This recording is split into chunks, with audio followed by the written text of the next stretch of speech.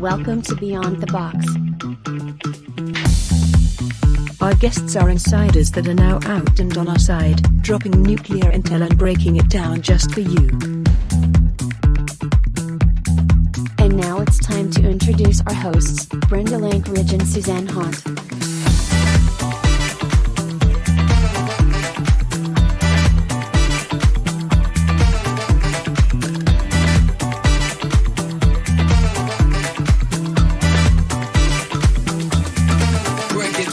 Join us and subscribe for weekly shows.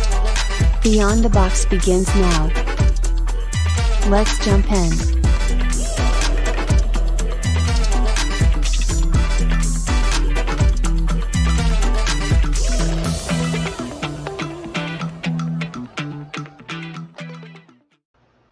Hello everybody. Here we are back at Beyond the Box. Hi Denise.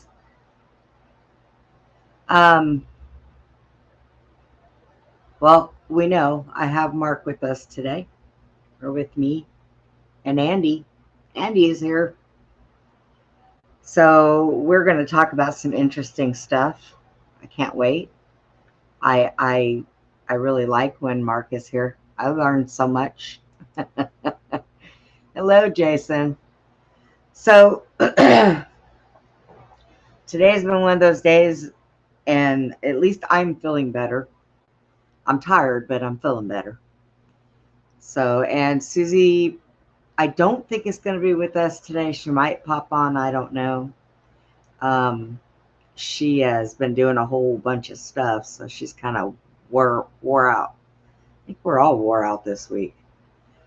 So, I am going to start us off with a prayer.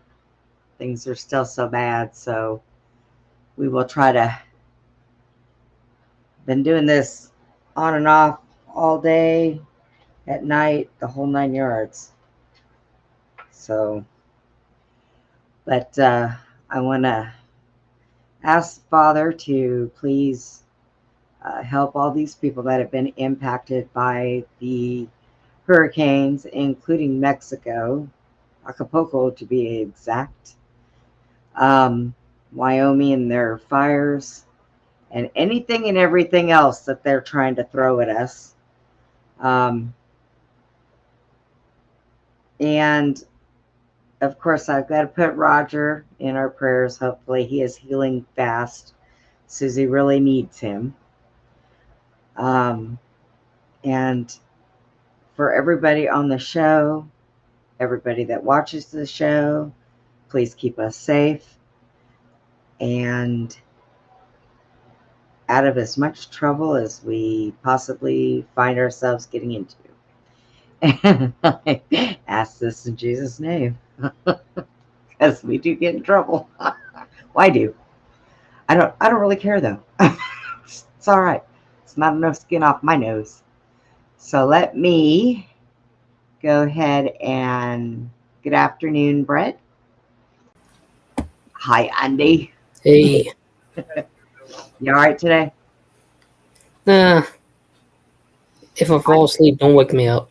If you fall asleep, don't wake you up. We'll mute your mic so we don't have to hear you snore. Darn. Oh my gosh. And then we've got Mark. Hey, Mark. Hey, what's going on, Andy? Hey, Bree. Hey, Mark, what's up? Today is like kickback day. Look at me. I got a leg up. Right? I got a leg up on you both. You know, earlier I was over here stretching and yawning, and Andy started it. It was his fault. He started yawning. I said, "Stop that."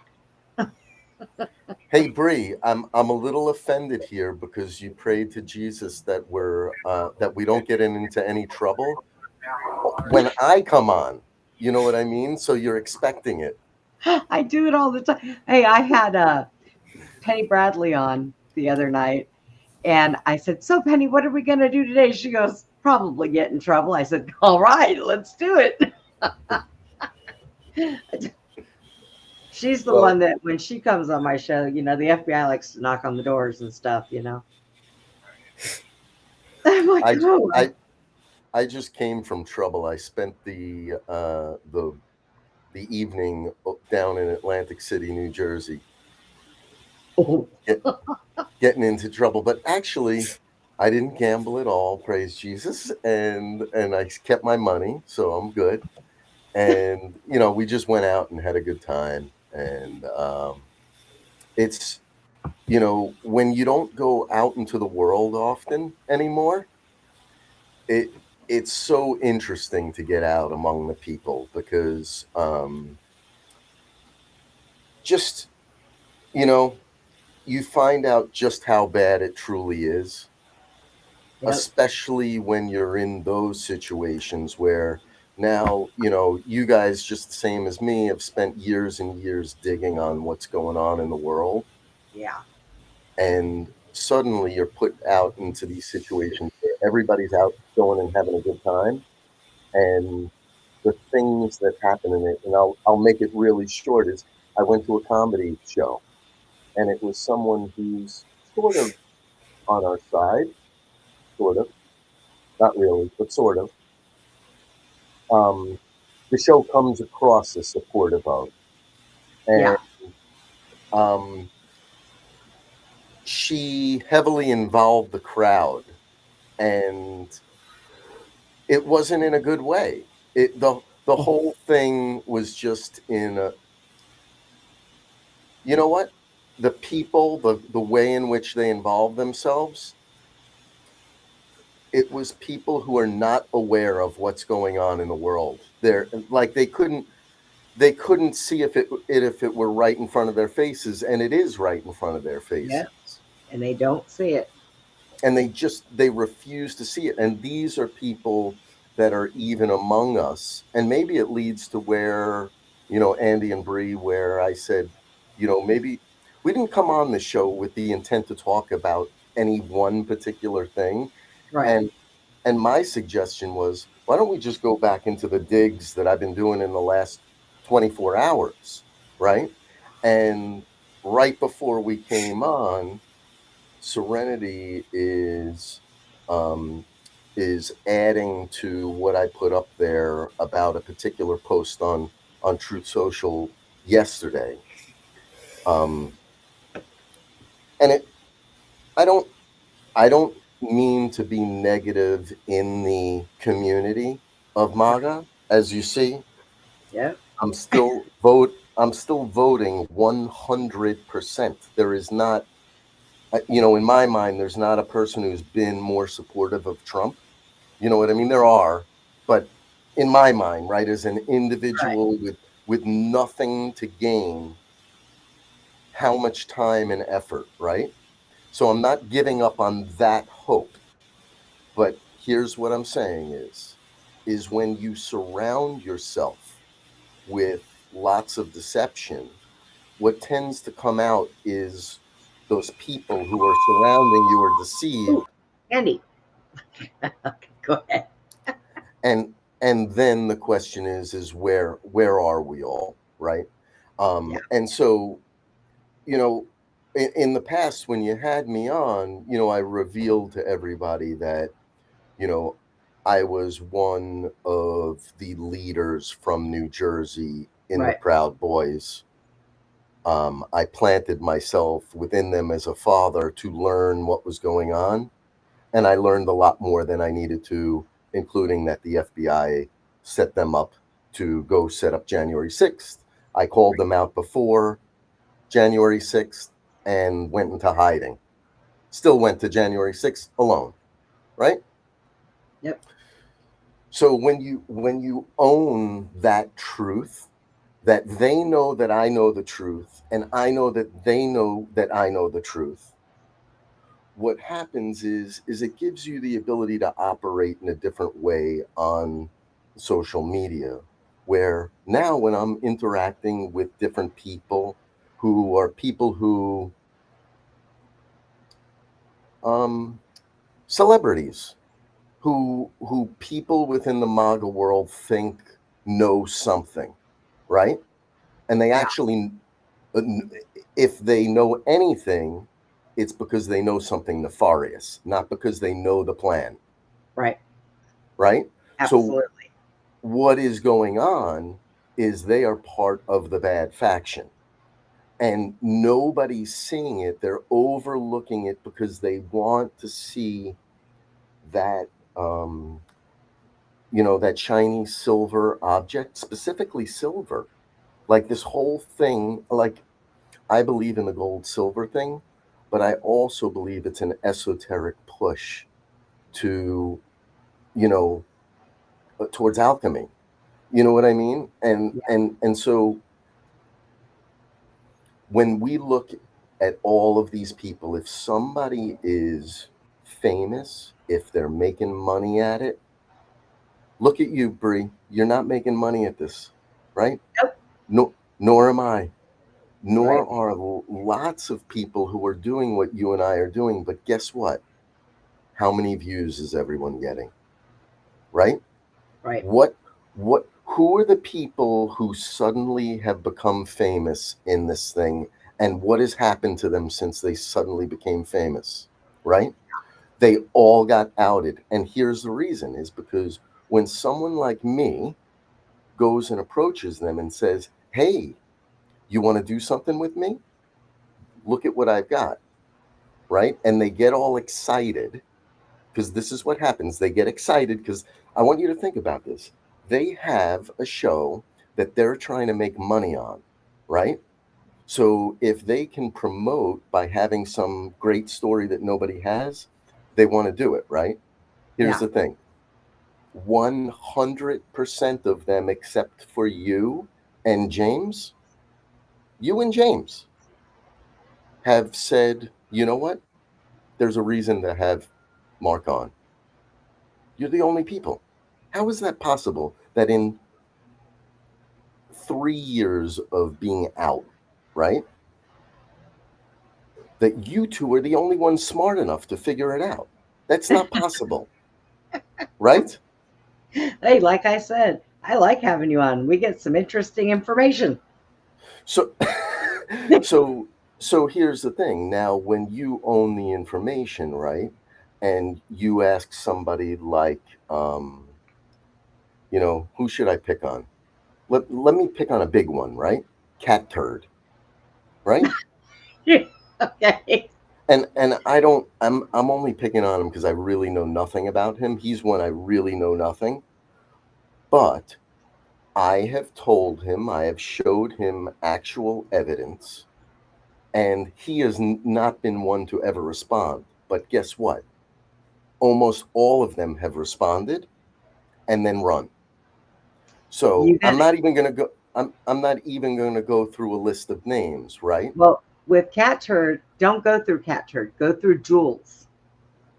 She's the one that handles all that. That might be why he hasn't gotten back to you. No. So Because I this talked to Jules. this is before anyone was ever famous, really. The only ones who were famous were well, what's her name, who Kirsten, who is now dead, and um and uh uh what's his name, Jay whatever, what's his name, Well, you got there's a Joe few. Rogan. And forget about Joe, because Joe is so esoterically into the nonsense. He's Yep. he he's beyond. And I got to tell you, the reason why I didn't like the comedy show last night, because it had the resemblance of Rogan's show, Oh, whom I always loved. I always loved Joe Rogan's show, but you know when I started not to like Joe Rogan? controlled When I opposition. when I went to see him live in 2016, I think, right before the UFC.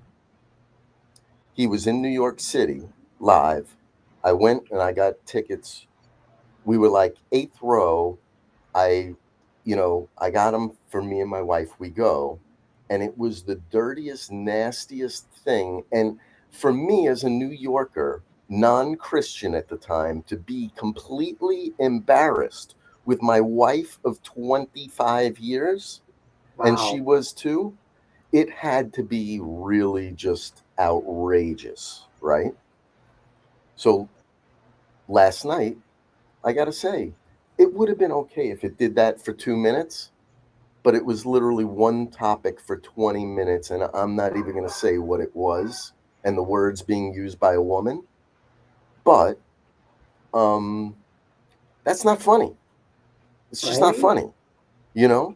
And they're using that on our community now. All the people that were in the audience were Republicans here in New Jersey, right? Wow. Most of them probably were. At least 50% of them were. I'll put it to you that way. And so here's where we are is we have been seeing, you know, the couple of people I'm still working with and the couple of people who are within the circle that I ride with on Truth Social, we're seeing a lot of esotericism built into what is like the popular guys within our community who don't have red checks, who don't have blue checks, who everyone knows and everyone likes all of their stuff. They have the same amount of followers as me, right? Except Right. they'll get 40 likes and I'll get one. Yet I'm telling them something that I did, whether they're telling them something that somebody else did, whatever it may be, right? Another post, right? And so what we've got to realize what's going on here is what I found in my red check video one, and then refound. I meant to do a red check two that was to finalize that and just wipe those people off the slate, right? But what wound up happening is I waited longer, and in red check two, I wound up wiping Michelle Moore and Mike Gill off the map. You know what I mean? And then that included, if everyone watched, that included um, Script Keeper, that included David Snedeker, that included um, what's his name, Nick. Nick, I'm not so Think sure, Upper. but Nick Alvear. Nick Alvear, I'm not quite sure yet, but he was in my DM. So where are you, Nick? Right? And so all these people are out. We've outed them. It's if you're listening to these people, you're losing. You're losing because you're not getting the right message. They may be trying to put forth some really good messages, but know that they're controlled opposition.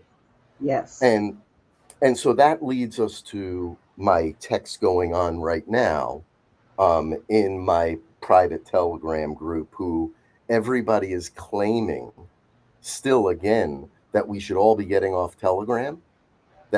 I still have people trying to convince me to get off Telegram when Telegram is the only place where I can have a true conversation where other people aren't interjecting with these stupid, you know, rhetorical responses that just it's totally the algorithm bringing these people in order to obfuscate what your message is trying to be in that thread.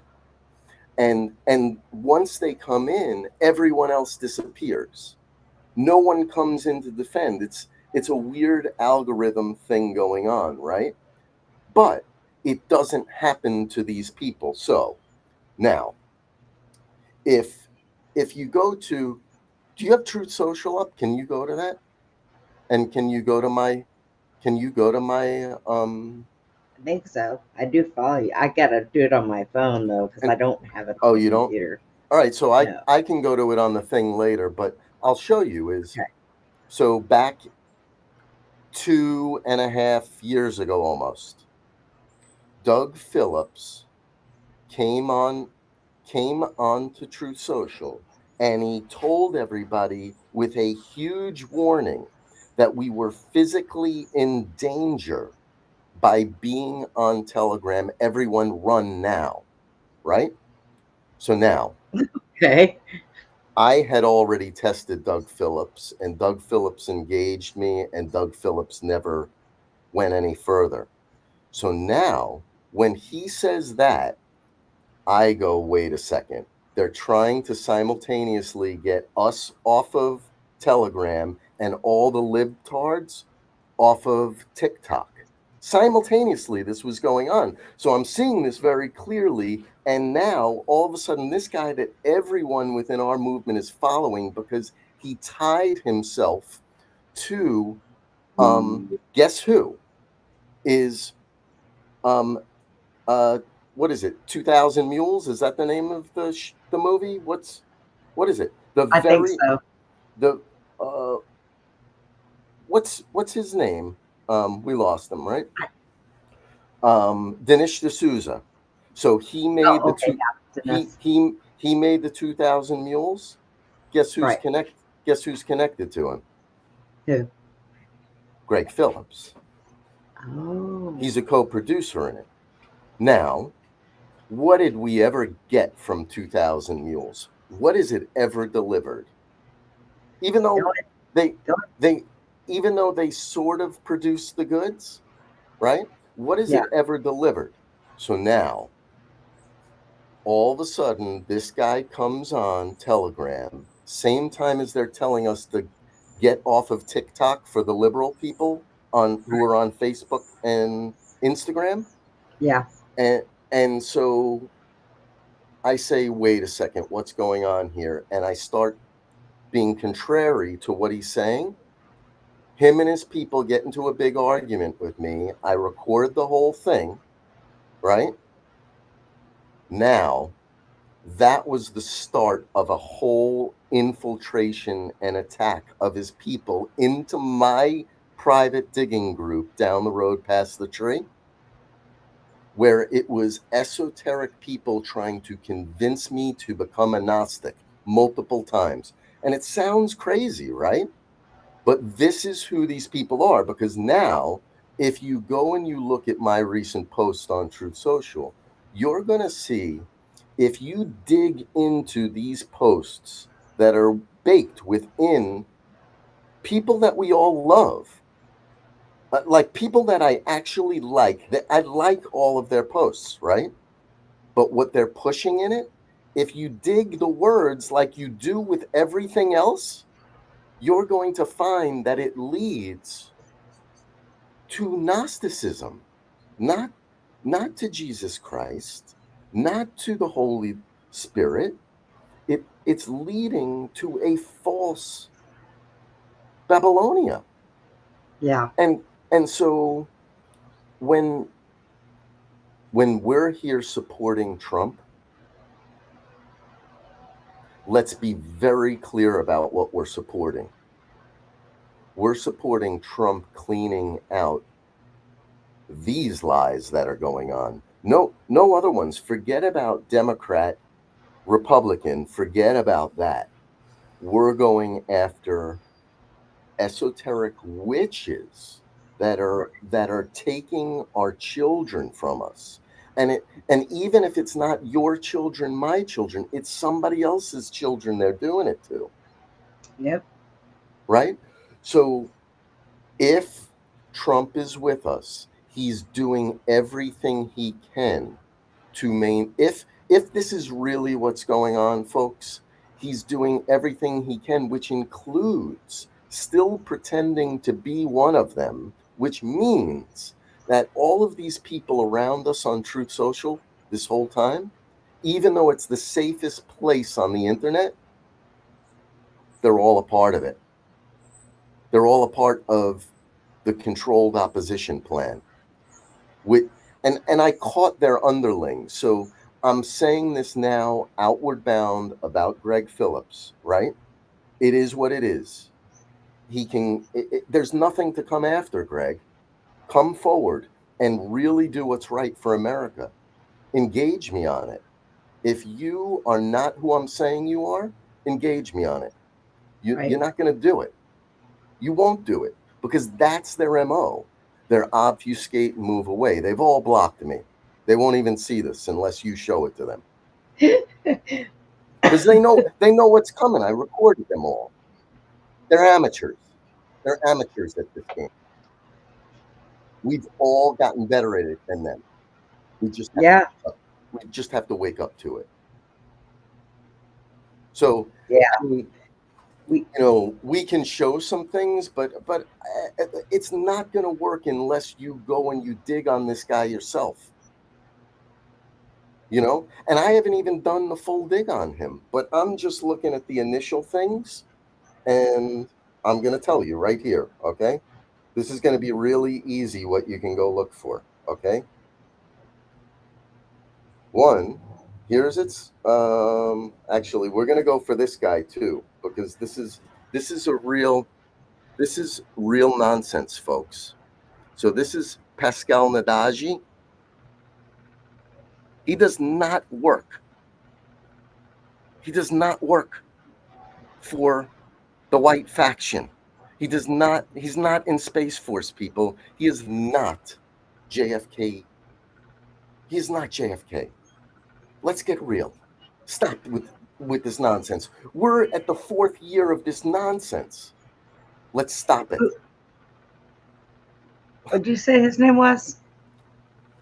His name is Pascal Najadi. This guy.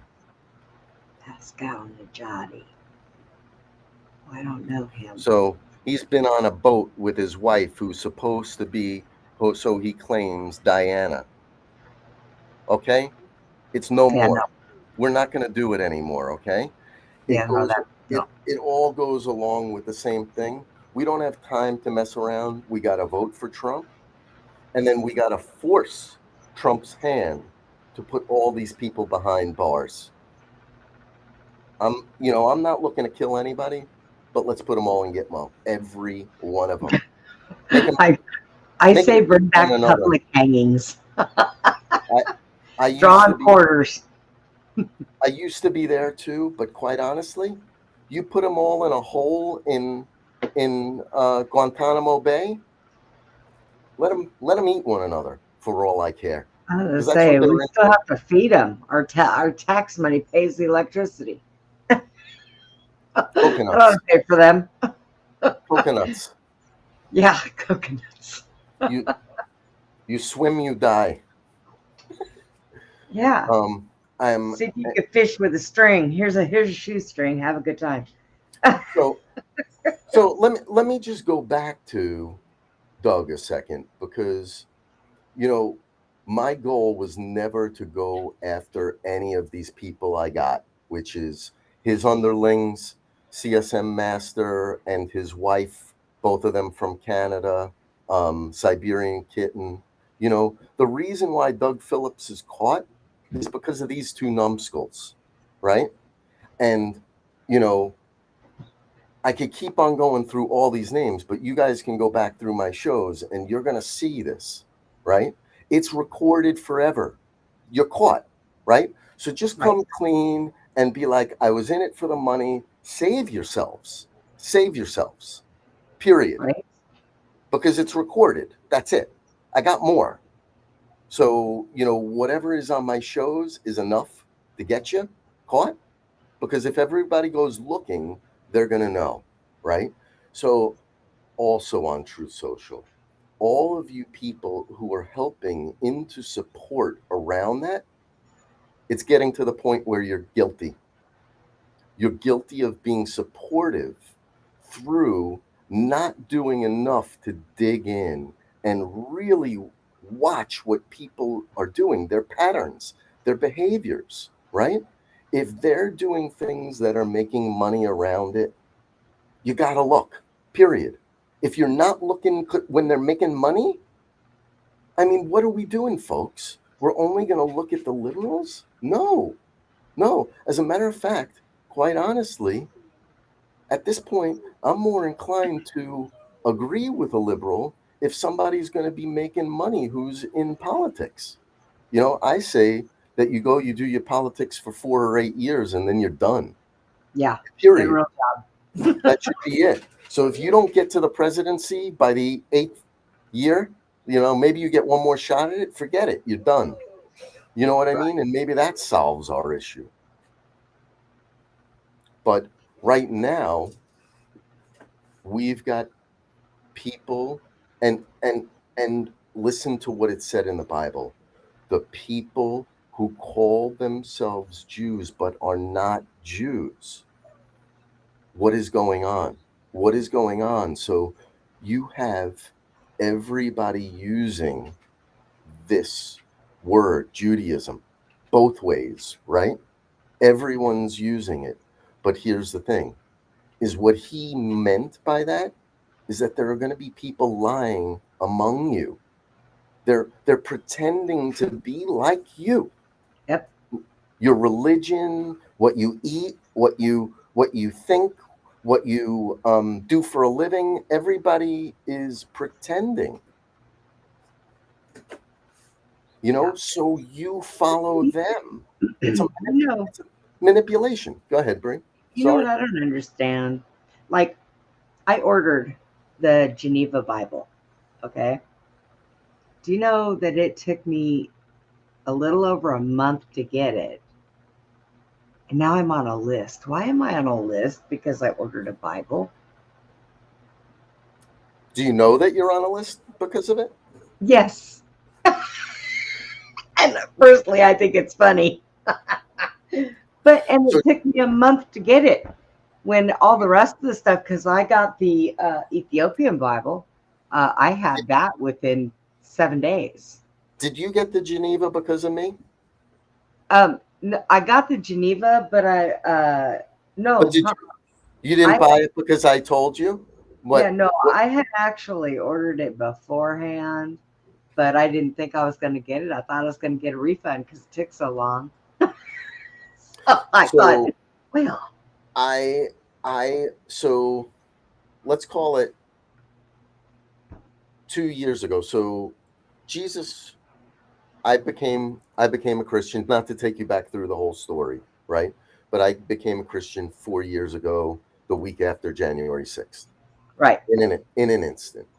And, I went on what Bible should I get? And so I went and I got the original King James Bible, and it's amazing, right? It's beautiful. It's just amazing, right? It's got Apocrypha in it. It's leather bound. I had thought that he had given me that Bible because he told me that was the right Bible to read, right? And then what I come to find out is the reason why he brought me to that Bible. Well, and it's morphed over time, but the initial reasons why he brought me to that Bible was to learn, one, Old English, and I'll tell you why in a minute, but two was also so I could see what the manipulation of it was.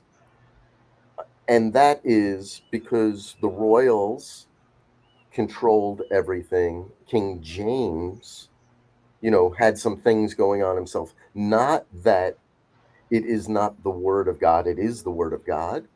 However, what is included in it and the ways in which, I'm still here, I'm speaking, the ways in which it's stated are uniquely different than the other Bibles. Some better, it's better than some, and it's worse than one, at least. And that one that it's worse than at least is the one that came before it, and that's the Geneva Bible. And specifically the original Geneva Bible, even better. And so here's the thing, is once I found it, and I said this on the last podcast with you, was the place everybody should be going is the place that Donald Trump set up using cash. Cash Patel was given the reins to, and the money to put the entire National Archives online, where we can read so many letters from all of our founding fathers to one another, and to outlying people, as well as all of these books and everything that they've uploaded, right? And so on this, I found the original Geneva Bible, and I started reading it verse, and I found the most amazing things in it. And I can't think of off the top of my head some of these unique differences, but when you go through there, there are numbers of them in my show where you say, well, they changed the wording of it. It means the same thing, but it doesn't. And they changed it for a specific reason. And it was because all sort of leading you away from having that direct relationship with Jesus, as opposed to having to go somewhere. And now here's the crazy part is I was just in Atlantic City, and I'm going to show you a picture. So let me get it on my phone. And I was leaving Atlantic City, and when I was, they have churches all over the place in Atlantic City, and Wow. it's such a skelly place. It's so awful there. Terrible, right? But it's really old there. But watch this, is that, oh wait, where did it go to? Tell me it didn't take it. Oh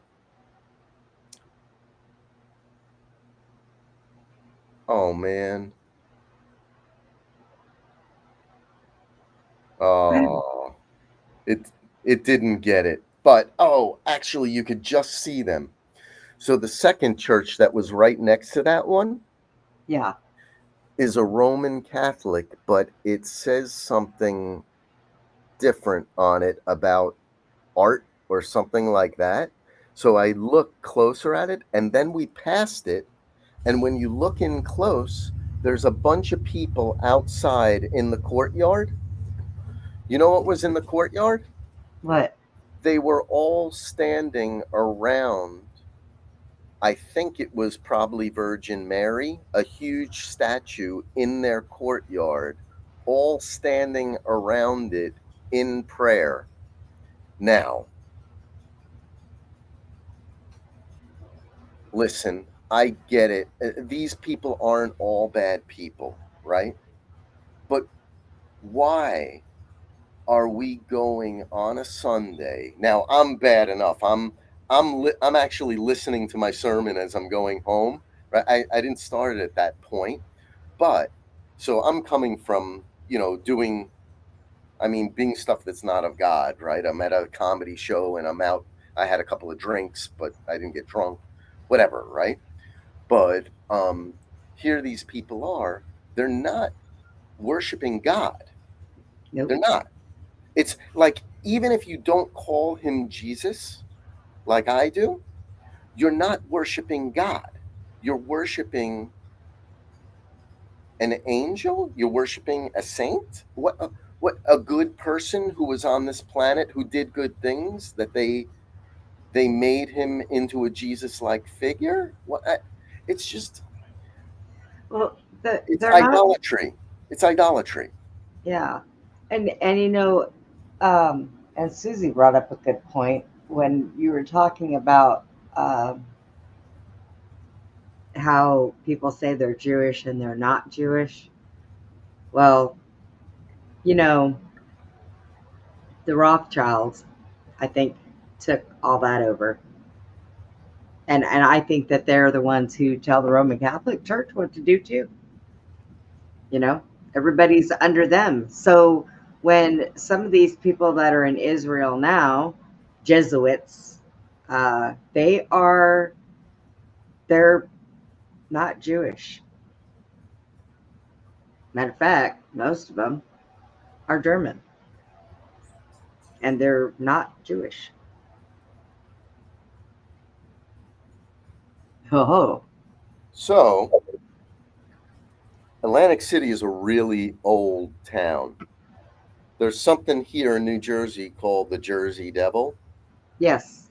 It's in the Pinelands. This is where the Pinelands are. This is, we went into the oldest hotel in Atlantic City. It's actually really cool. There's, see, shoe shine thing. Look at this. This is, look at that, bees. See that? Yeah. Look at this piece. Gorgeous. Wow. Now, out in front, look at this. So gorgeous. Oops, sorry. Oh, that's fine. Beautiful. Wow. Opulent, right? Look at the artwork in there. Now, this isn't one of the good hotels, but what I wanted to show you was this. This is out front, in front of the hotel. Now, what you're seeing here is, you see there's a guy lying there, right, in a park. Yeah. Yeah. Well, guess what? This whole park is set up with electric for all the homeless to go and live in the park. At night, they can go and sleep there. They can go and sleep there whenever they want, but that's right in front, in the main old center of Atlantic City, the oldest opulent hotel right in front of it. They took over the park in front of it. I mean, this city is really bad, but the point of it is not only are they doing that, but when you look at the city, this is that hotel, by the way. Look at it. Wow. It's like, think of that. This is probably from the 1800s, this building. Right? Wow. How did they build that on the beach in Atlantic City? You get what I'm saying? Yeah. And it's surviving there. This is Freemasonry all the way. Everything, when you look at all of the stuff, let me show you this. This is the memorial here. Look at it. I mean, come on. Look at this.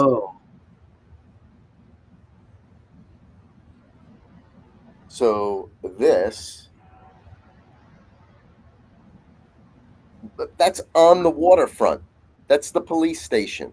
And only one little part. It's the old, what's probably, let's see what it says. Oh my, pagan. Really? This is hysterical. It says festivities, music, pageantry, drama, athletics, and the double-headed eagle. And notice what pageantry is. Pagan, pageantry. What do you? I just thought of it, but you know, this is the way etymology works. They're using. It's a spell. It's witchcraft. They're putting little girls in dresses and parading them around like pretty sexy little things. That's disgusting. Yeah. Do you know what I mean? Yep. So, wait, one more I had to show you here from this, because I didn't even mean to show you that one. But there's all of these crests here. You know what's amazing is when you wake up, you look at things that you looked at before, and you know what they are now. It's the Miss America pageant. They have a memorial to it there because of Donald Trump there. So now look at this. Look at what's there. ISIS. Oh. ISIS. Well then. Right in front of all the columns. Right on the waterfront. Wow. Everything gets destroyed that's there. How is this stuff there for so long? Right? I don't think it is. I honestly don't think it is. I think they kind of, lied to us. I think that every time they have their little reset thing that goes on, all that stuff is already built, and they try to make it sound like or look like they just did it. Ugh. a bunch of crock of crap. It's That's all I can it's say. you know what's funny is in her comedy show last night. You know what she talked about? She asked us what all of her all if anybody had a conspiracy to talk about. And so it was awful. It was actually awful because if it was meant to be a real conversation where you wanted to get answers, no, they're making it a comedy to ridicule every single thing. She's a part of it. She doesn't even know it, right? Jason says, which comic?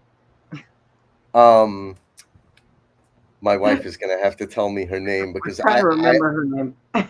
I wanted to walk out. Hold on. It's one that everybody knows because hold on. You talk. I'm coming. I'm gonna find out. I'm talking. You go find out. Hold on. Something that we all know. Susie, what are you doing up? I thought you was gonna go rest.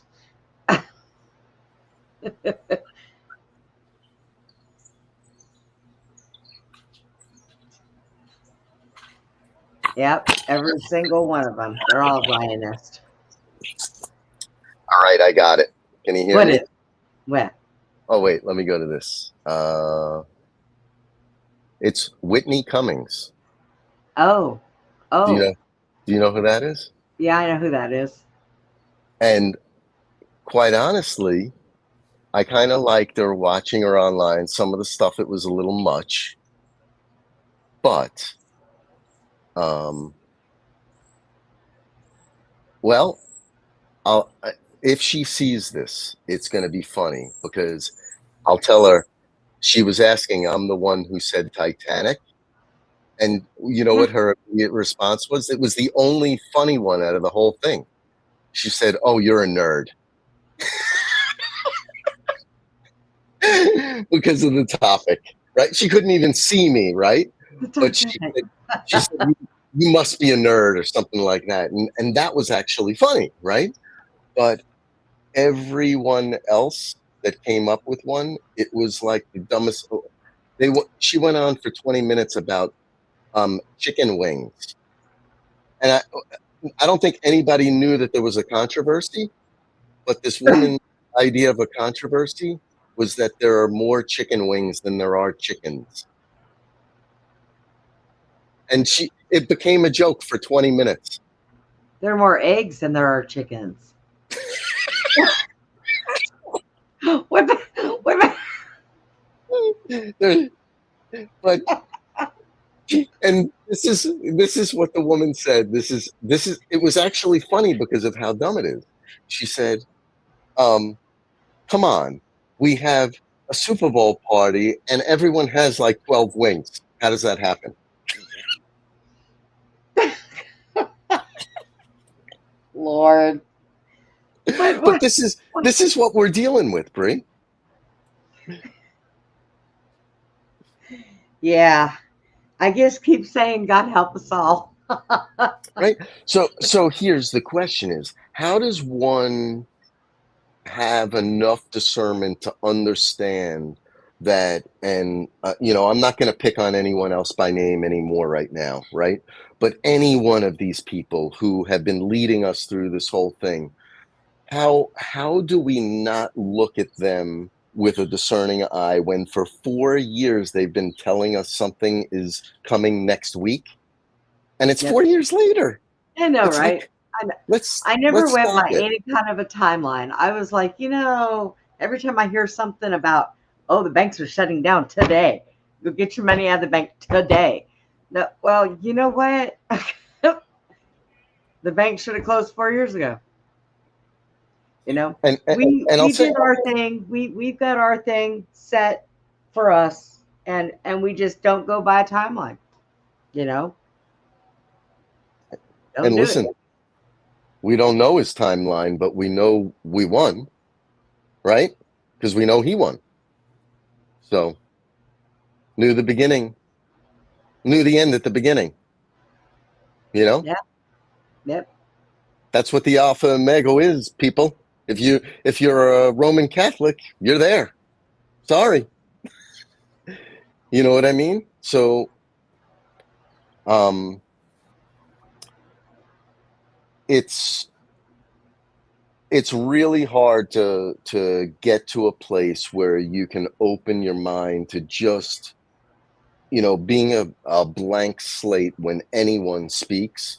That way that you can just discern it without getting excited when it's not on your side. Like when somebody comes across and they're all anti-Trump and they're not nasty about it, when they're being logical about it, I want to hear that person more than anyone. You know what I mean? Right. Because and not because I want to promote that at all. I don't. I think we all should be voting and making a point of it, right? And then Donald Trump has got to deliver. He didn't deliver the last time. He didn't, but he couldn't. And if that is the truth, then it means that this time he's going to deliver in a way and like we've never seen before. I mean, quite honestly, for us to really think this is about an election is No, it's not. it's stupid. It's Not. it's folly. You know what I mean? We're playing a game that, they're not even involved in. Right. We're just batting the ball back and forth, and we're like, and they're Gonna hit it looking at hard. and they're looking at us going, look at those fools. Look at them. You know what I mean? They really are. They think that they've won at this point. They think they're waiting out. My opinion is I don't really know what's going on. I talk a lot and I have a lot of opinions, but ultimately I don't know what's going on either. And They keep changing the game around. Is one thing or another, and I've got to the point now where this is what I do. I hear what they say, and I'm like, okay, and I let it go because I've been hearing this for 4 years. I've been listening. At first, I was like, oh yeah, okay, yeah, and now it's like, we'll see what happens. I've got a beautiful friend on Truth Social who we agree on 90% of the things, right? But on some things we don't. And one of them is digital currency, right? I'm against any form of it, right? Right. Me too. And she has been fully for it and has been pitching it to me and has been telling me to do it, right? And this is going on for 2 years. It hasn't. It was XRP, right? And I explained that back originally 4 years ago, before Truth Social existed, I was on Telegram and I would follow a guy named Whiplash347. And at the beginning, it was the best source of data I could, it was my number one favorite channel to watch, right? Over time, it became complete selling ground for XRP. And it got, I don't erase things. It got so bad. I confronted it. It didn't respond in a good way, if that was even them, right? And I said, I can't follow this anymore. It's all just leading us to nowhere. Yep. And I just stopped following it altogether. But I've been hearing now every day for a year that it is going to be next week. They're releasing the dinar, and then everything is going to be going, and XRP is going to be the standard of currency using blockchain technology and quantum computing. And like, not that I don't think that exists, meaning the quantum computing thing for another purpose. Right. But could you make money betting that that's going to happen? Yes. You'd be betting on the beast system. So why am I going to do that? Right? That's my opinion. And so far I've been right. Because if you look at the price tells everything. And if you bought at any of those moments where everybody was saying buy, buy, buy, you lost money so far. Everyone else made money, right? Yep. So what is it? It's a Ponzi scheme. Yep. I have a friend who he solely believes in crypto, and he sinks money into crypto a lot, and tells me, "Well, I'm a millionaire now. Where's your money?" "Oh, I've got it in the crypto. That's where it's at. You should do it." No, I don't think so. No, no, no, no, no, no. Because see now, okay, you're telling me, well, you're a millionaire now, and that's all fine and well.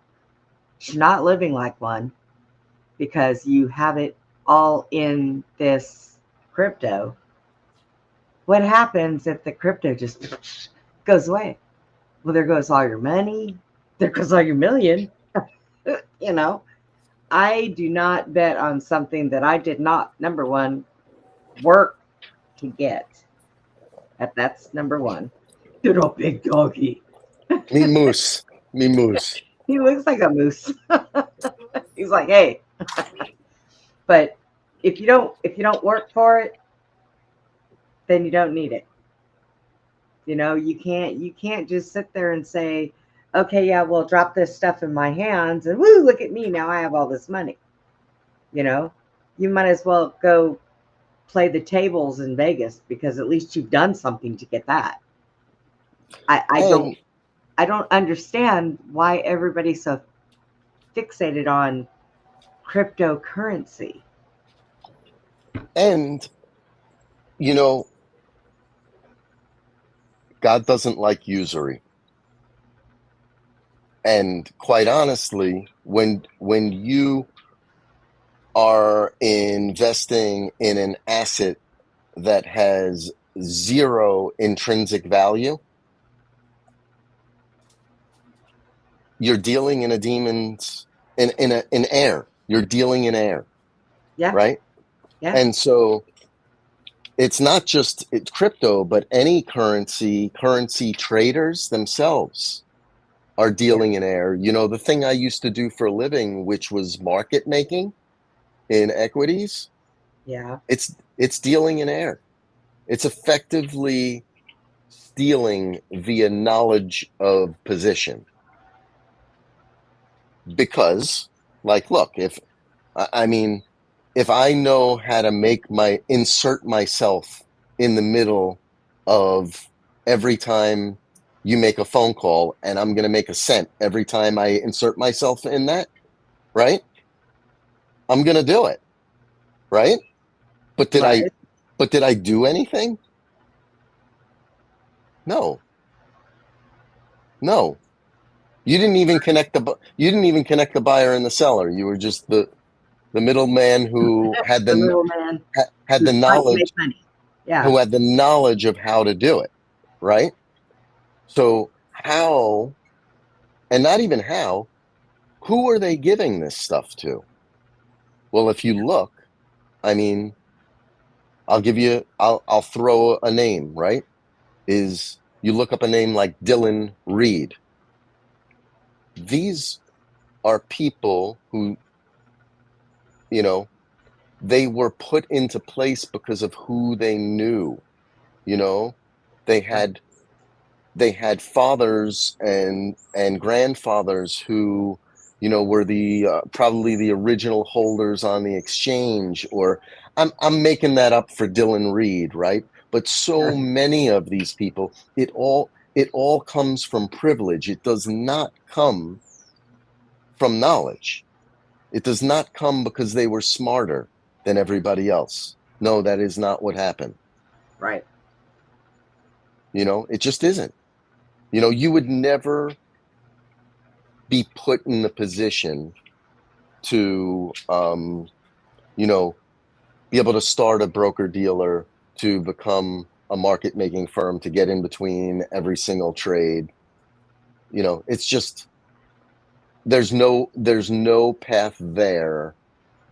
There's very little path there without having family or someone who can put you into that competitive advantage Right. in the first place, you know? I mean, we got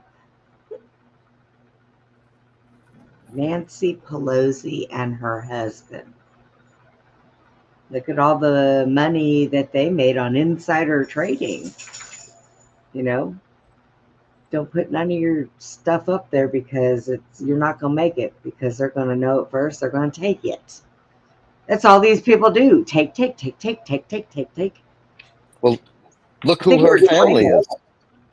Yeah. Look who her family is from Baltimore. He ran her, I think it's her grandfather ran Baltimore.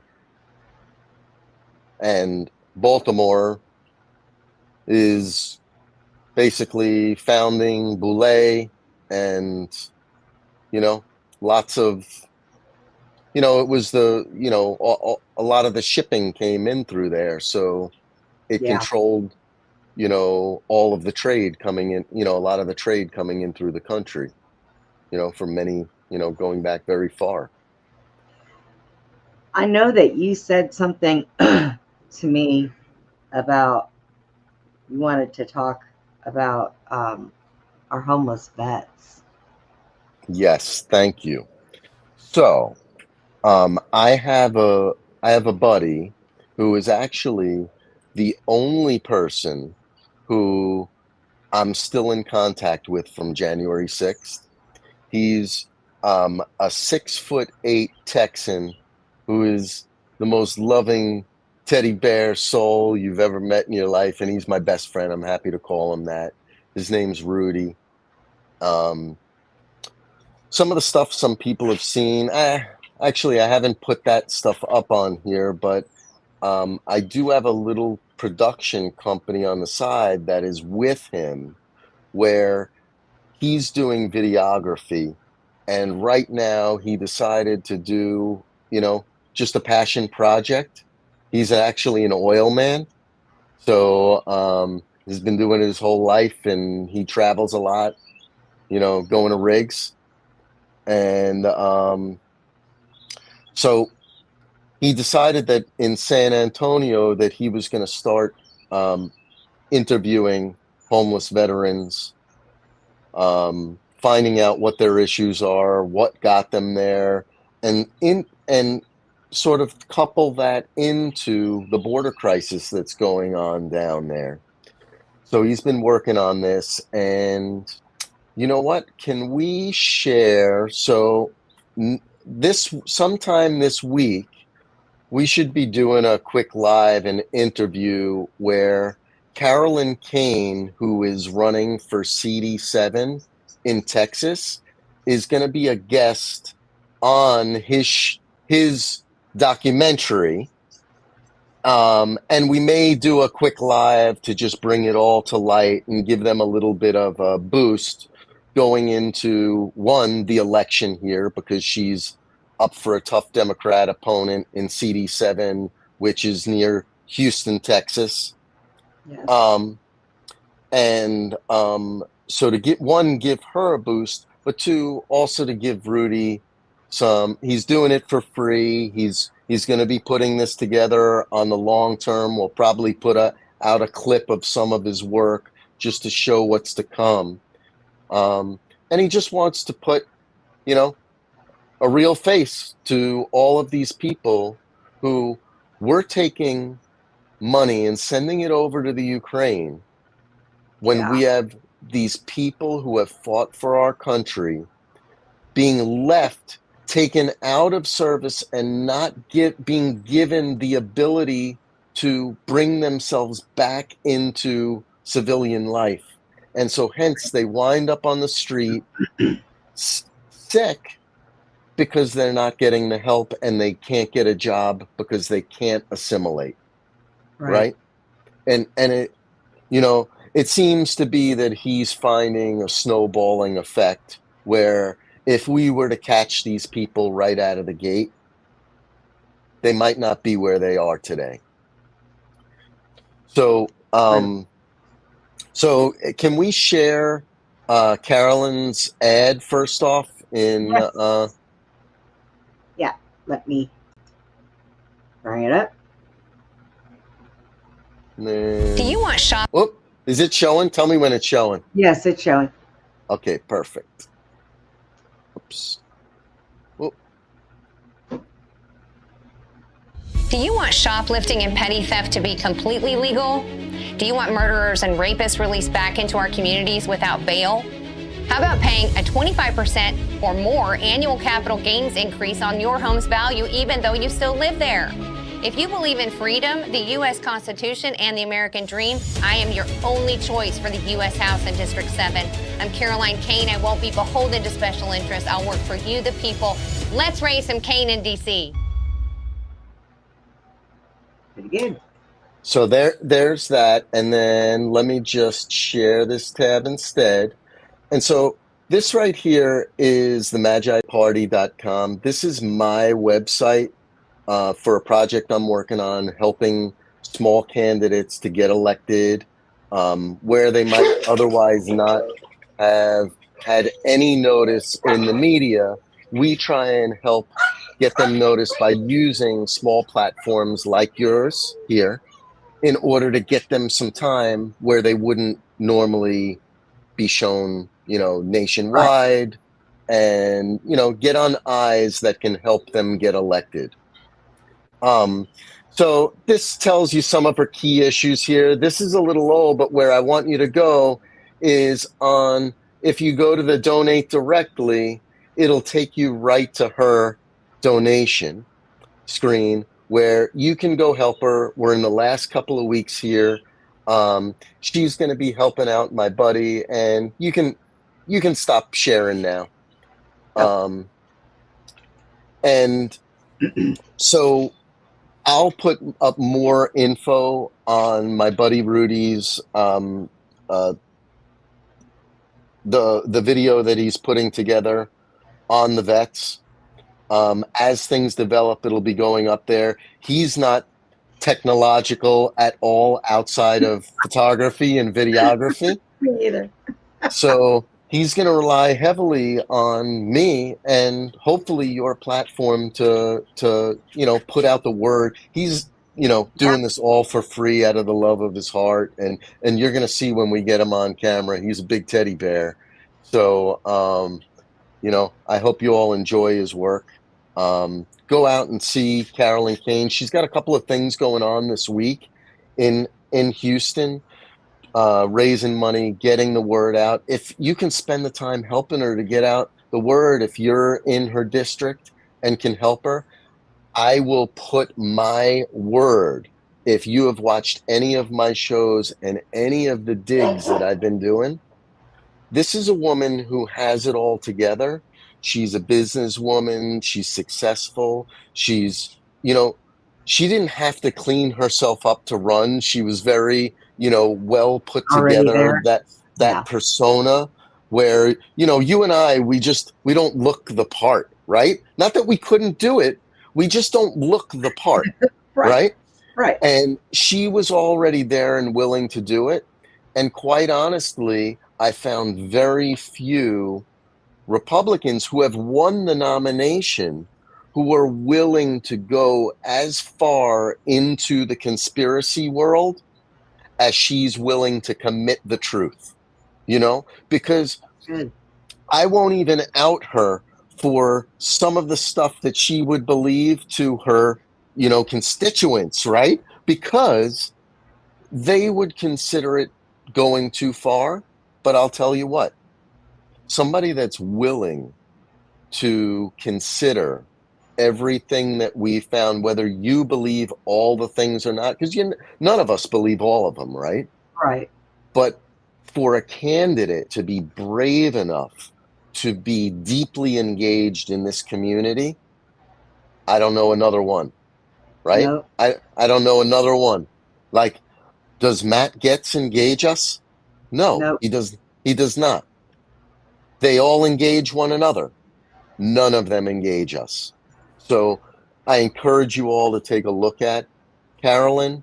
You know, there's lots of other good candidates out there, but she's one that's really shining. So we, we pray that, she can help Rudy in getting to the right people in Houston, like he's done in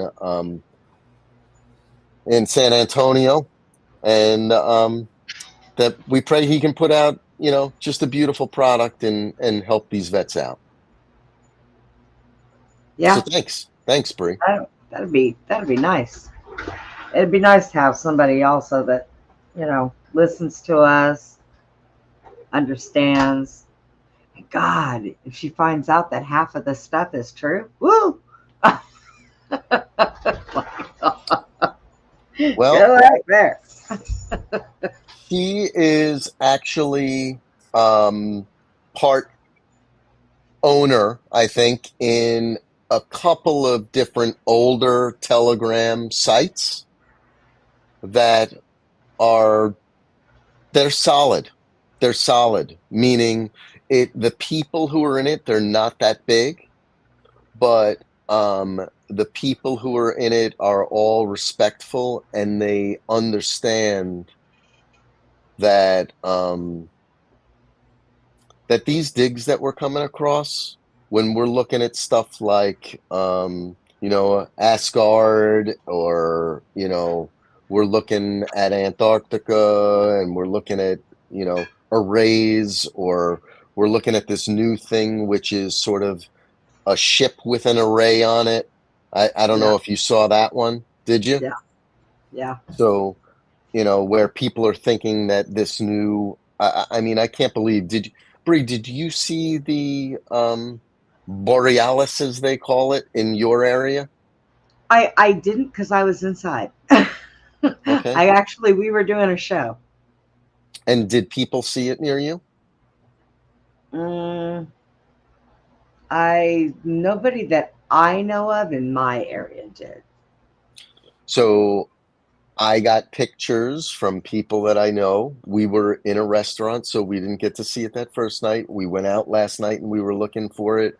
We were in Atlantic City looking for it last night, and I have seen nothing. My wife sort of got something on her phone, but it wasn't anything like any of these people are getting. But people got it from 3 miles away from me. So what do you think is going on? I mean, I've never seen anything like this in my life. You can't tell me there's never been a solar flare that did this like this in my life. I don't think that's what it was. Honestly. Susie No. sent me a video that somebody had done about that. And his message across this was, whatever you do not go out and look at this one. When it comes. Because it was not something that was natural. This was made. And they also think that's one of the reasons why over the last few days everybody's been really tired and just, but I'm tired anyways, and I didn't go see it, but I'm, like I said, I'm not sleeping. I keep getting up 4 o'clock in the morning. What were you going to tell me about 4 o'clock in the morning? We got to talk about that. Oh, right? Yes, let's. So this goes back to, me finding Jesus 4 years ago. So it all started because, I mean, let me dial back for 1 second so you understand where my head is at as I found Jesus.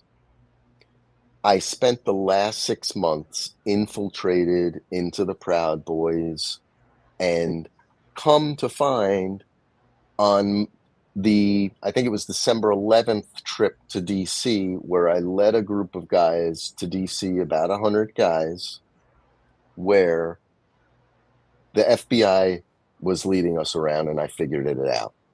Right. And on the 21st of December, I called out the informant, who was the president of the Proud Boys New Jersey, on the Telegram channel with 200 Proud Boys that are in that channel, right? So everyone went berserk in the channel. I told them I was leaving and then disappeared. I'm going to leave the story very short as that. They didn't know who I was. Only one guy knew who I was, and that was the president. And no one else had my name or number. And so I now basically am home freaked out. My wife is freaked out. My kids are freaked out. And I decide to go to January 6th anyway. I go and I meet one guy, and I told you on the last name, Paul Russell Johnson. Go look him up, everybody. He's on an NDA. He got 5 years probation. Everyone else within him got, it just came out, got a minimum of 5 years. So work it out. Work out the math, people. This is the guy that I went with. The only guy, he went with me, I went with him and his wife. It was the three of us. I didn't even meet Rudy there. I met Rudy on that trip.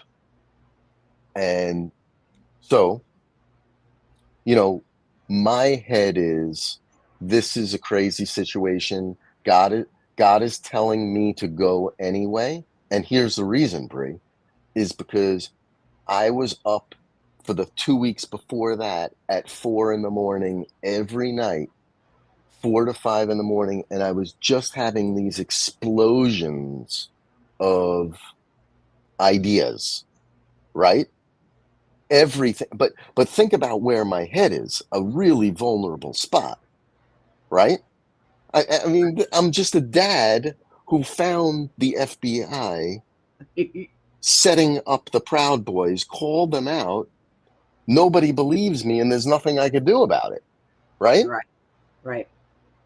I mean, they all believed me, but then what happened was that there were other FBI agents in there. They told them all that I was the FBI, that I was the one. So now, here I am. I'm thinking, these people could come to my house. You know what I mean? Right. Not only can the FBI come, but these people are mad at me too. So I just want to give that as the basis for an understanding of where my head is at going into this, right? So now, while waking up at 4 a.m, I'm told to read Genesis and to read Enoch. So I read Genesis, I actually read Genesis, and then I listen to Enoch as I'm going to bed at this 4 a.m. time.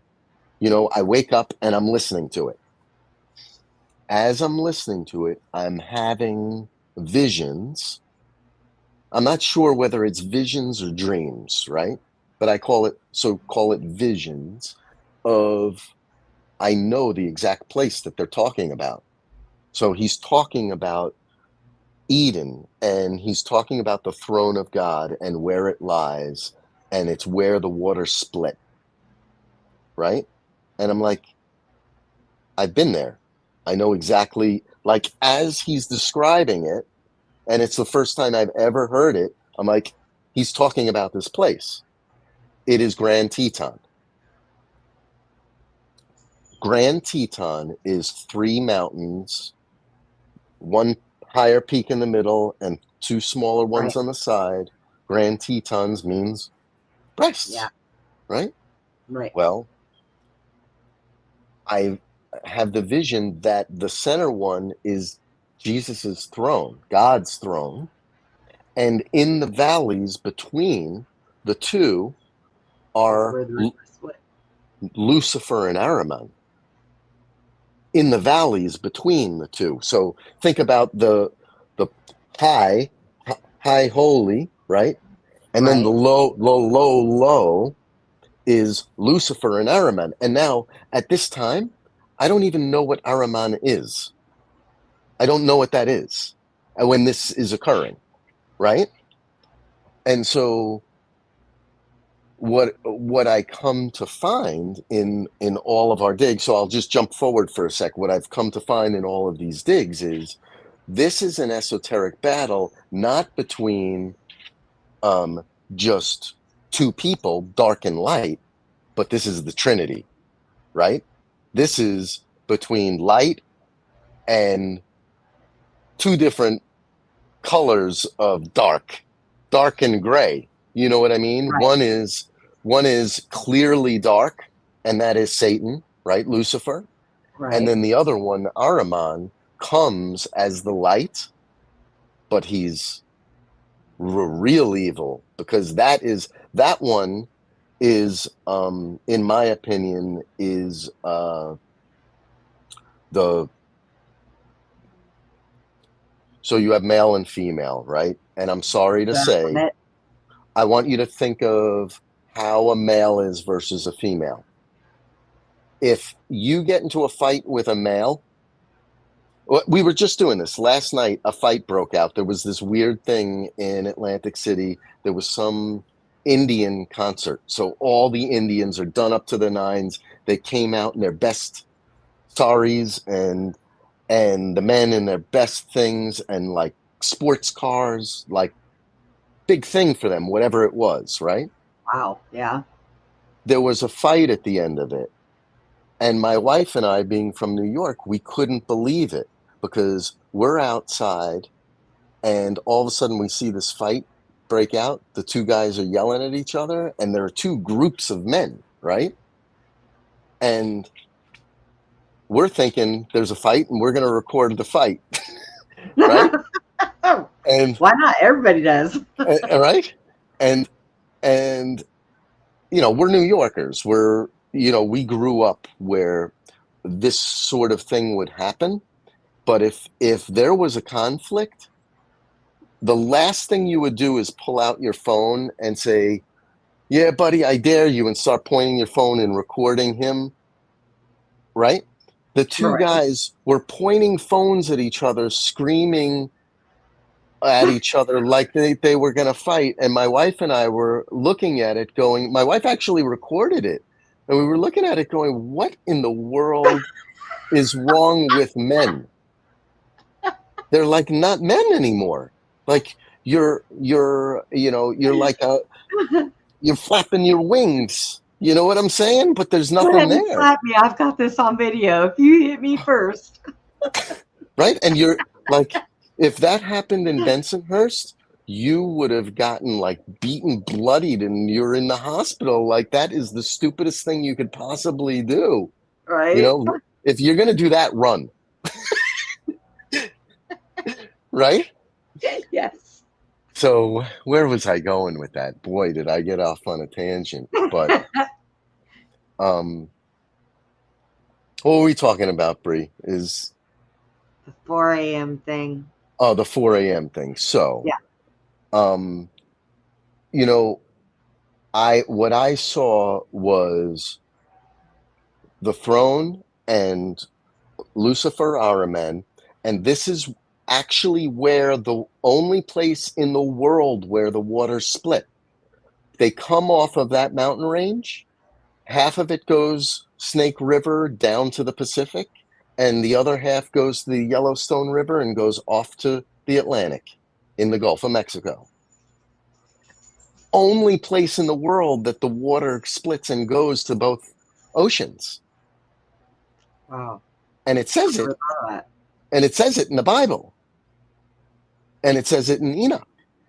And so not only that, but it says off to the east is Eden. Well, what is off to the east of the Grand Tetons? Yellowstone National Park. Yes. The treasure of America, where all Roosevelt actually would go there. Think about this. Roosevelt is a guy in the 1800s who is a hunter, goes all the way across America to hunt elk in Wyoming and Montana, and builds a lodge over there. This is the president of the United States. What are we talking about, folks? Come on. Like, he doesn't have time for that. There's no car. There's no plane. He's not taking a plane to get there. He's not going in the helicopter. Right. What is going on? Come on. Are we serious? but so I bringing this back to 4 a.m., right? So this is my thing, whether you all believe it or not. I think what's actually going on is there are probably 7 places in the world that represent this same thing that I'm telling you about, which is the throne of God plus Eden. You know, there's like a mimicking going on all around the realm, right? Right. And I don't know this. I'm making this up right now as we go along. Quite honestly, but you know, because I don't know what is. All I'm telling you is what God told me in my journey, right? And in my journey, He said that 4 a.m. was, and I didn't learn this till later, that like 4 to 4:50 a.m. There's like 40 some odd minutes, 50 minutes of a time where you have the optimal conditions to connect to your Lord and Savior. And when you said that you're waking up to 4 a.m. to me, let me ask you this. Were you waking up at 3 a.m. before that? Yes. How did I know that? I don't know. You just blew my mind. But yes. And I don't like 3 a.m. because 3 a.m. that's not a good hour. Was there a difference in the thoughts, dreams you were having at 3 a.m. versus 4 a.m.? Yes. Oh, yes. Yes. This See, is what's going on. I'm going to let you continue. Go ahead. well, let me tell you, I've been having these horrible, horrible dreams when I've been waking up at 3 o'clock in the morning. And they consisted of me, and I've talked to Susie about them, me standing in my living room and looking down at my body on the floor and blood everywhere. Yikes. And I already know where you're going with this 4 a.m. thing. Yep.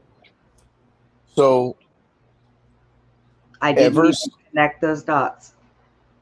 Ever since all of this has been happening to me, 4 a.m., I'm up almost every single night. And actually, recently it slowed down a little bit, but I think the reason why it slowed down is because the discovery has been fulfilled. So, I mean, I am up at that time anyway, really, but I think that power that I discovered there, I've moved outside of that 1 hour time zone where I can have it at any time of the day now. But I think for those who are first sort of discovering it, it moves from 3 to 4, then you're on the money, and then you start having to try and reach for it, thinking, did I lose it? And then no, it's just because it's everywhere.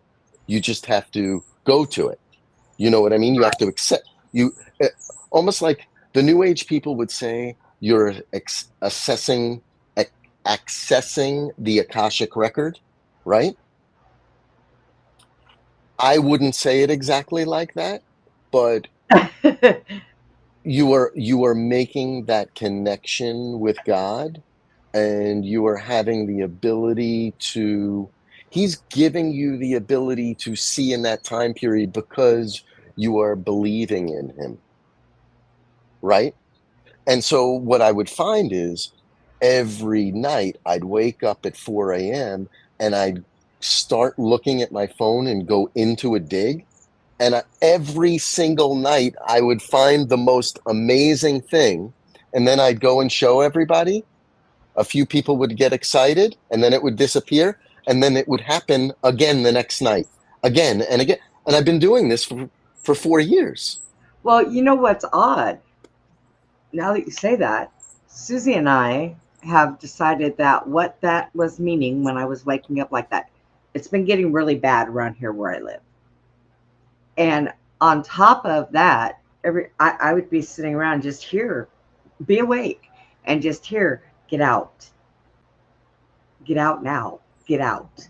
So we have decided that we have to get me out of here.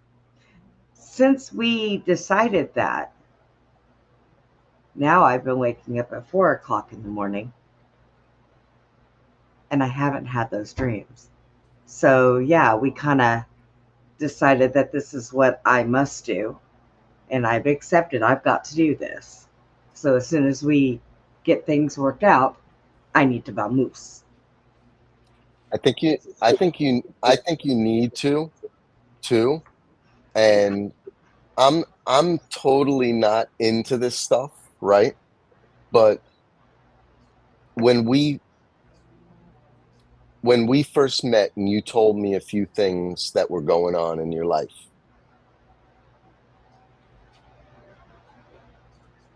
were you waking up at 3 during that time when we first met a couple of months ago?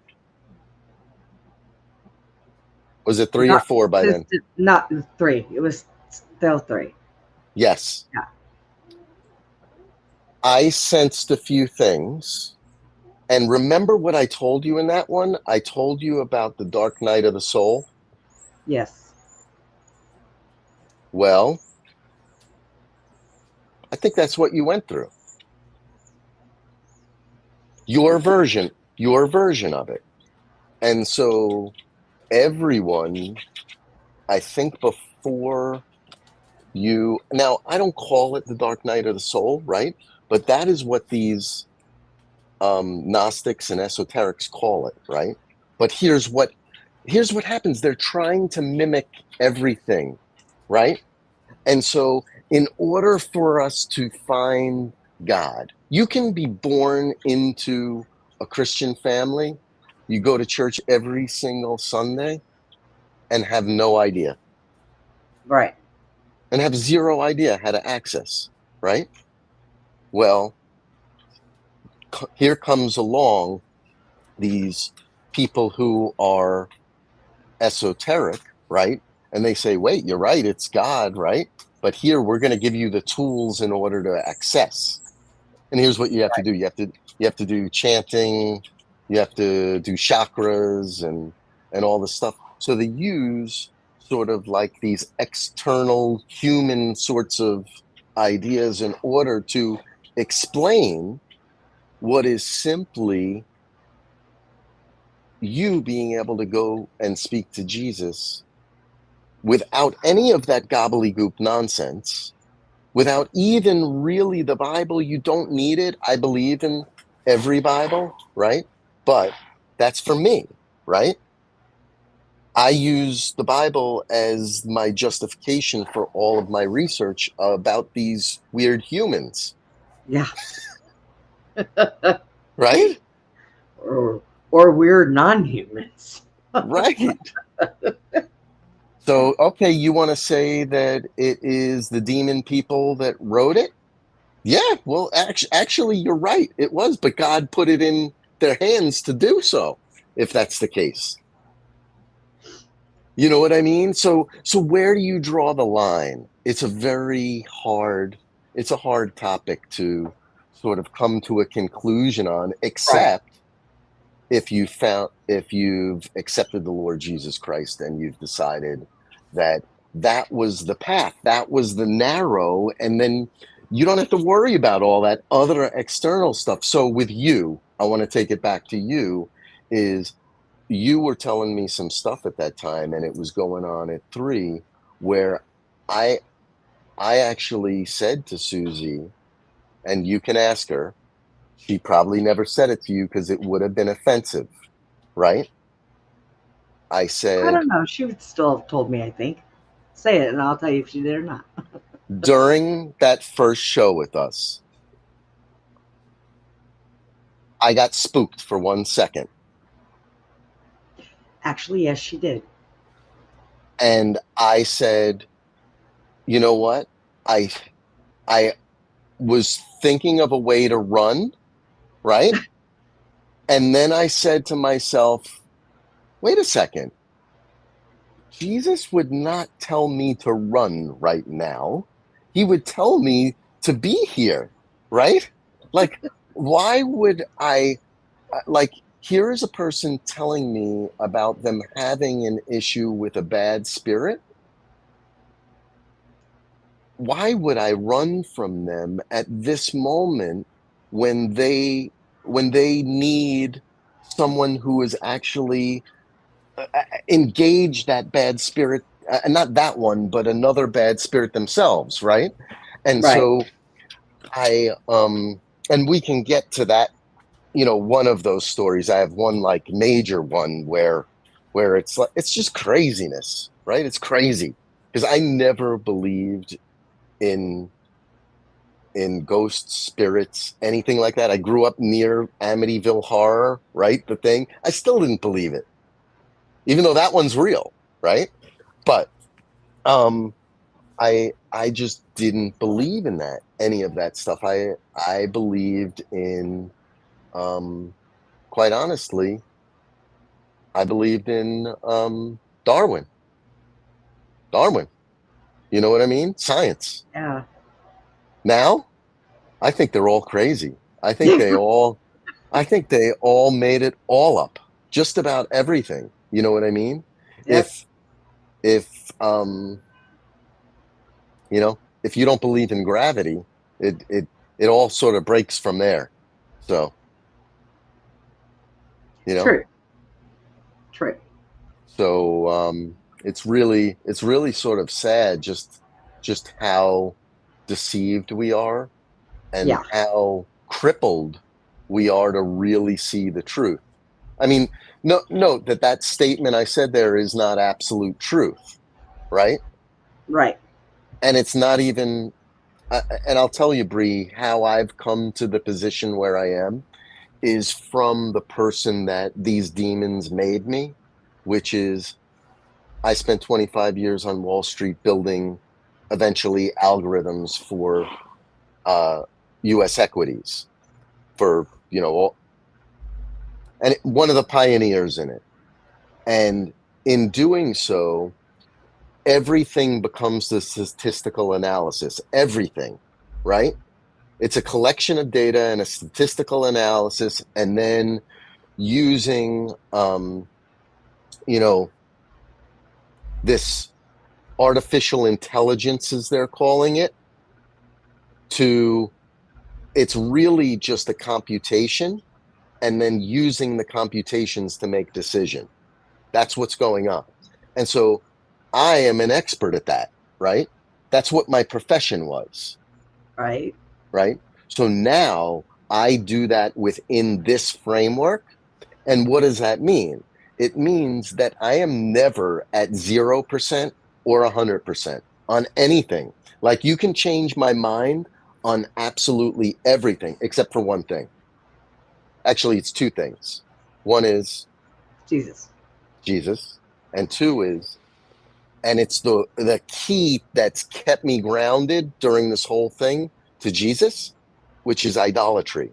If it has idolatry in it, then reject it altogether. And so it leads us to a really hard thing, which is, what is Donald Trump doing? You know what I mean? Yeah. Because everything about him is idolatry. Right? Or wrong? Let's be honest.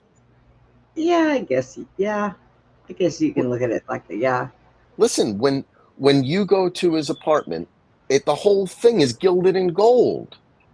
You know what I mean? So we have to be honest with ourselves about who he was, right?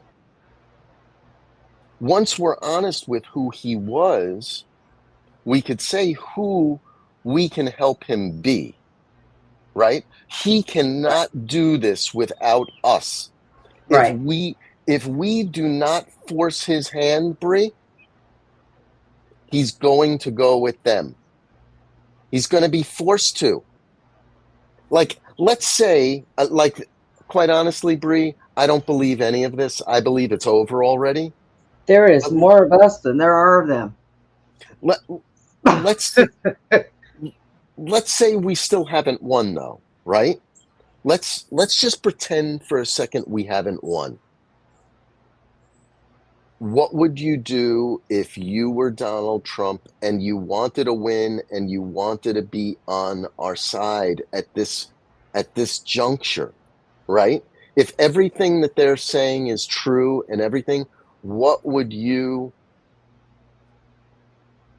could you just come out and do it just yet and be secure that they're not going to kill everybody? No, you You can't. couldn't. That's right. You can't. So we have to You have have to back up and still play that game, because that's just it. They have the ability, because of their backing, to be able to harm everybody. but And if so to but if keep that, we don't ultimately back him right now, even right. let's say the worst, right? This would be a terrible outcome, and I'm not saying this, folks. You don't cut this out and say that I said this, but God forbid he's the Antichrist, right? They make him into the Antichrist. He accepts that himself. Because remember, we all have to make this decision, not just you and I, but him too, right? Yes. So let's say that they're setting him up for that. He's got to make the choice for us. But how is he going to do that? He's not going to do that if we're all running in the other direction. We True. must support and make the choice. And after he wins, force his hand. He can't this time say, well, I don't want to cause a situation with Hillary and the Democrats. Nope. Oh, no, no. Nope. He's actually, I'm going to tell you right now, he will not. He is going to be hell bent on cleaning that up, because it has been a mess and a thorn in our side for so long that it's destroyed everything. I mean, people sit there and say, oh, well, they want to destroy this country. Well, they've already destroyed it. Really, they have. Just nobody has tripped over that big log yet. So, but it is. I have never in my lifespan, and my mother's lifespan, and my grandmother's lifespan, seen this stuff like it is, ever. So, It's crazy. I mean, it is absolutely nuts. They've done their damage, and it's going to take a lot longer than 4 years more to fix what they've done over the decades. This is not something they've done over 4 years. This is something that they've done for 100 years, if not longer. Yeah. So, I mean, you can't just fix that in 4 years. You can't do it. So, whomever else gets in there needs to be just as ruthless. And I'm sorry, I'm going to say this, needs to be just as much of an asshole as Donald Trump. They really do. Everybody likes Robert Kennedy. He's a nice guy. His head's in the right direction. But you know what? He doesn't have the cojones. He does not. Well, Bree, let me ask you. So we just said all this, right? But funny enough is I do think it's over already, and this is a movie playing out. I really Yeah, do. I think it's been over. I think somewhere, look, if you ask me, I'm going to tell you something. In 2012, and I don't know, I can't exactly explain it, but in 2012, I felt this world go over the biggest speed bump ever. And something happened. And when I sit there and I look back, somewhere down the line, since 2012, we started to spiral. And we've been in a spiral ever since. This world has changed, and it didn't just start the last 4 years. It's almost like we were on a straight path somewhere, and boop, boop, we fell over. And we fell into a gutter, and we've been in the gutter ever since. A lot worse than we were before. And you know, yeah, we had certain things that happened. We know that they were wrong, but we also know that it was by our own hands. Well, not us, but our powers to be. But for some reason, I have never trusted a whole lot of stuff that has gone on since 2012. It's like somebody slapped me upside the head in 2012 and said, pay close attention. So were you sensing a plan that had already started? Oh, yeah. I think that what we're going through right now started back in the 1960s, to tell you the truth. Yeah. This current regime of it, anyway. Yeah. These little Satan spawns. But yeah, it has been a wild ride. And I don't think that it's going to even, okay, let's say Trump does win. Okay, which I believe. It's still not going to get any better right away, but it's not going to be by his doing. He's going to try, I know, to do everything he can to save what is here, but it's going to take a lot more than him. It is going to take all of our help. It's going to take the people that are in with him. They're going to have to pull their weight, period, because this country is so screwed up right now. I'm ready to pack up and move to Russia. But it's so screwed up right now. It's going to take a while for it to even get remotely straightened out. I probably will not see an outcome of that in my lifetime. I'm going to pray against that. I'm going to pray. Well, I am too, because you know what? I am so stubborn. God, look.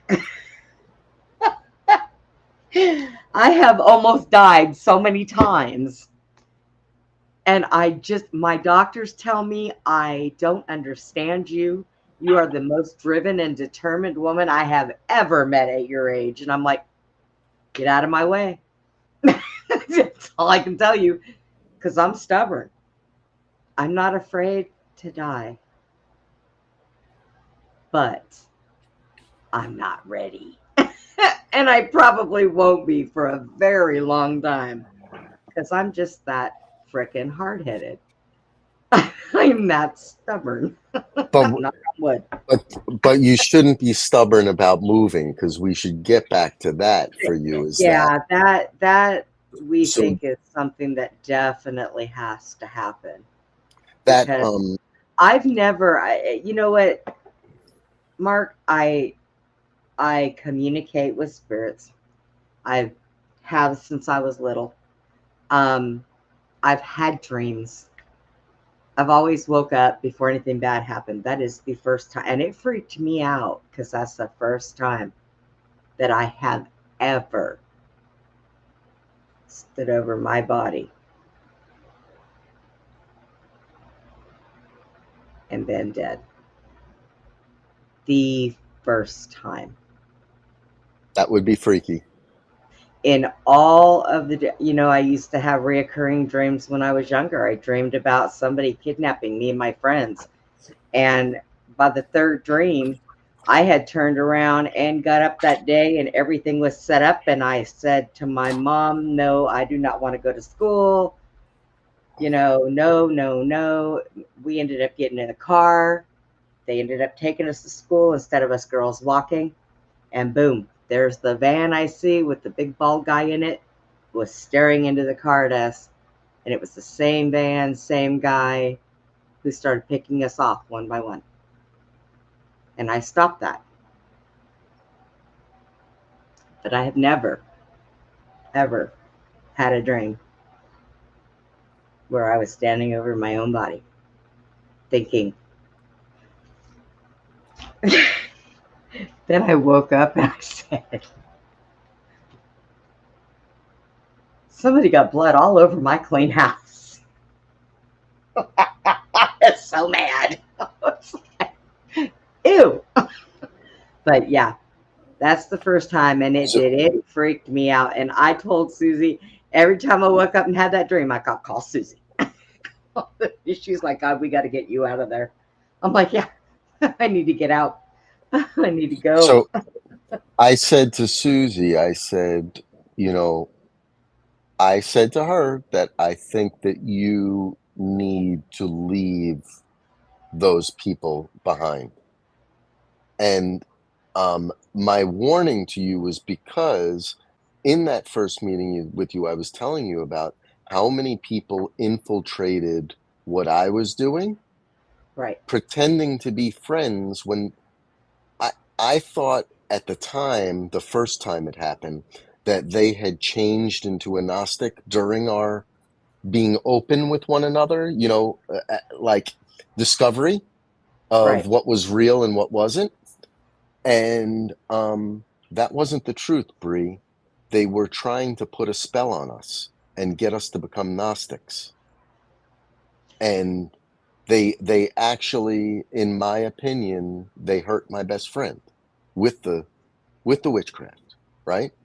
And so I think it's really a serious thing. And the only way I avoid it is because I rebuke them from my life completely. And that's what I was trying to impress upon you. And that's why I stayed, right? And then I was like, after our thing, I called up Serenity, who is my like ride or die here, right? Right. And she doesn't do anything in public. She won't come on anything like this. I just, we click, right? Is that, she felt the same thing and was immediately supportive and felt the same thing about it. And then I just looked at it and I said, I wasn't going to stop doing shows with you because I felt that way, because I liked you. But that one part, I was like, she really needs to kick that out. But not for me, but for you. You know what I'm saying? That one little problem that Susie and I had. Yep. That was playing with the witchcraft. We think that something is still going on. Have you talked to her? Did she tell you what happened with Roger? I don't think so. With Roger. Roger's who again? He's the one that has been with Susie forever, that works on her ranch and stuff with her. Okay. He was riding his 4-wheeler, and they were going out to, because they just got done clearing all those trees, so they were going out to go and look at things and get things together. They were going to start burning a bunch of crap, and he was going, and all of a sudden the thing turned to the right, and Susie watched it, flipped him in the air, and landed on top of him. Ouch. He's got a broken collarbone. His head was swollen. He's black in both of his eyes. He was really messed up, and he told her, I didn't turn to the right. I was going straight over the path to go in the back, and the path goes straight. And so there's no like berm or anything that would have turned the wheels? Nope. Nothing. It was all flat. So there's been a few little things that have been happening on and off. So we think that that one little person is still playing around and still trying to cause some harm. So Yeah. I just keep grabbing a Bible and praying against them out of it. And I'll actually do that for you tonight because on my end, because it's real, people. It is real. And you can rebuke them and get them to, like, I got to be honest with you. And I'll say it to them right here because they're watching. But they have zero power with me because I tell them they don't have any. And once you decide that you're going to do that, and then you flex it on them, right? I embarrass them online when they engage in that sort of a way. Isn't that great? And it's like they block me because it's their only defense. Their only defense is to evade. Once they know you know who they are, that's their only thing. You know? So I'm not here to school you on it or anything. It's just and let me actually say though, I had a personal thing in my life before all of this that led me to what they call the dark night of the soul, which was, and my place is still the place where I was leading down the wrong path was in my shower every day. I'd get into the shower, and for 4 years, I wished somebody dead, right? And it destroyed me every day, a little bit every day until I figured it out. How I figured it out was Jesus. The second he came into my life, I didn't have to put something else in the way in order to distract from that hate that was going on inside of me. And it wasn't even hate, it was hurt. You know what I mean? From the situation. And it led to an evil, evil place where I was literally thinking of ways in which I was going to destroy people, right? And the second God came in, I didn't have to do that anymore. And all of a sudden, I wasn't waking up at 3 o'clock in the morning, and I was waking up at 4. And I wasn't having evil, hateful thoughts in my day. I was having loving thoughts. Yeah. And I learned that all I had to do was tell them that they had no dominion. And they literally just never come back. Never. Yeah. And so I don't even struggle with it anymore. My wife and I were going out for a point 3 years ago where we were literally fearing going out because they were approaching us out in public like weird demonic people that were possessed. That, you think it's funny in that you say it, yeah, they were a drunk person or whatever, right? Nope. Yeah, they had a few drinks. They were drunk. That's not what was going on. Right. Well, I seen a thing that every alcohol stands for or has a name that is consistent with a demon. Tequila, whiskey, all that there's a certain thing. I don't remember exactly how it went, but every different liquor represents a certain demon. Like some liquors make you meaner than other liquors. Other liquors make you more loving than other liquors, but they all stood in with demons. So I was like, I've worked in clubs. I can attest to these demons. They weren't going to Jamaica and the like for sugar cane. Let's put it that way. They were going for rum. Right. Well, Mark, we have been on here for 2 hours. Your wife is going to get after you if Yeah, you don't get out of here soon. we should, right? We should. Yes. Well, Yes. why don't we end? I'm so bad at this, Bree, but I'm gonna give it a shot. Maybe let me say, if you don't mind, a prayer going out for Oh, everyone. yes. Go ahead. And you know, I just, I hope that everyone, hears the words that came out here from Bree and I today, and God gives them the ability to listen to it in a way in which they can take it in and come closer to him through everything that we're saying, because what truly matters to all of us is you and the sacrifice that you made for us, so we don't have to do all this idolatry that we're seeing before our eyes, God. We we pray that your kingdom is to come, and that you lead us there, that you help us all to get there. We hope you give Bree a place to go where she can be safe from the demons that have entered into her life. And, we pray for, the south of this country who's been hit by two bad storms. And, people have been hurting, and we just want it all to stop. We love you. Um, Thank you. On this day after the Day of Atonement, thanks to our Jewish brethren, and hope, we hope they get to see the light sooner rather than later as to who the Messiah is. And we love you and miss you. We can't wait for you to come home, or for us to come home. See, I'm not good at this, Bree. No, it's Amen. all right. See, this is it's a personal relationship, and it's why I'm so bad at doing that like a normal Christian.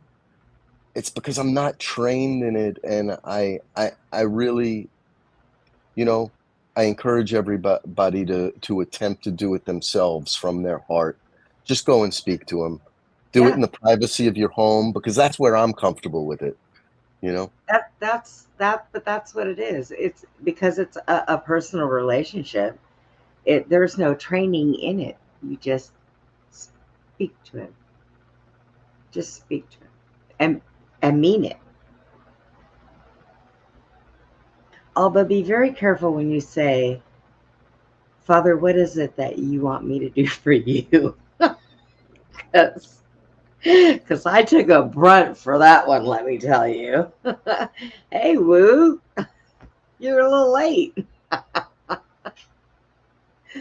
but I, I wind up in that place too often. I'm a fleshy believer. I'm a fleshy one. You know what I mean? I have a hard time breaking from it. I do. Let's just know that he's here for us, and he is going to save us. But you got to believe. oh yeah, You know. yep, absolutely. So, Mark, you want to tell everybody where they can find you? Sure. They can find me. I get my people on Rumble at the Chosen Kingdom. I'm also, my bigger website is themagiparty.org. It's also .com, where, as I told you, we help out. We've been helping out, small upstart politicians to help them get people who are people like you and I into positions where we can start making some right decisions instead of just a decision that puts money in people's pockets. And then lastly is insureapatriot.com, where what is actually my business in this fleshy world, which is helping people to just optimize which insurance they're going to get. We've morphed this into a company and a branding around that's going to help people. And, Bree, if you decide to bring it into yourself, know that anybody who calls into it from this show and mentions Beyond the Box or Bree, there is, whether we haven't even discussed it, but so that the whole idea here, Bree, was to get people who don't have the ability to do this for a living, Right. to be able to continue on doing what they're doing, whether it be being a politician or being a podcaster or being a blogger, and you don't want to take the corporate money. I'm hoping that this is going to be a way for people to help people make money, know you're doing it with someone who has their best interest in mind and has a great service. That's it. Right. Right. So Absolutely. thanks for having me. Hey, thank you for coming. I always have fun when you're on. Like I said, I get a whole bunch of information. It's really Oh, nice. it gets crazy. Oh, yeah, no kidding. All right, everybody. So we are going to go. I am working, Denise, on Tuesday night to get my next week all set up, because we've added more shows, and I have gotten in touch with a cryptid and paranormal group that just started their podcast, but they do a lot of stuff on TikTok and different stuff like that. But they know a lot of the paranormal investigators from TV, and I'm not talking about that Zach guy because I don't even like him. But so they know a lot of them. So I'm hoping that I can get them to come on the show and help do the paranormal shows. And then, of course, we'll have our regular scheduled shows on Friday and Saturdays. So, Hey, did you have James come on from James, Unmuzzled Chat? no, you know what? I tried to get a hold of him. I know I subscribed to his channel, but I haven't gotten any notifications or anything. But I would like to have him come on. I'll connect you. The topic in his heart is Lyme disease. So that it's a good dig too. So maybe that's one you can do with him. He'd probably like to come out and get his word out on Lyme disease. Yes. It was Storm. It was the one with Barb Hartman. We talked about her Bigfoots that live out there and mess things up in her yard and leave her little stick houses, and it's kind of neat. But she sent me pictures that her camera had taken in the middle of the night. She's got cams outside, and you can see the outprint of them in her backyard. And she sent me those pictures. I was like, oh, look at that. Yeah. Hey, there are a lot of things that walk among us, people. Whether you know it or not, we are not humans. Us humans are not the only ones here. Place is way too big for that to happen. Yeah. Anyways. All right, Mark. Well, thank you again. It's Pleasure. Always a joy having you here. I'm sorry that Susie couldn't join us, but she's been so wrapped up in which, especially with Roger being down now, she's trying to pull the weight for both of them. Poor girl. Oh man, we'll pray for her too. She's a vacation.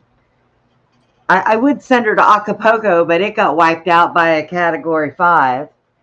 It's ridiculous stuff. But we are going to go.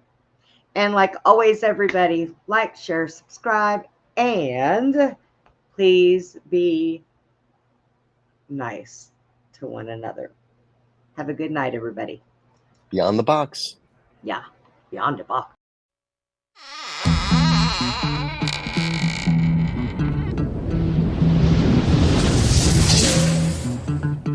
Goodbye for now, from Beyond the Box.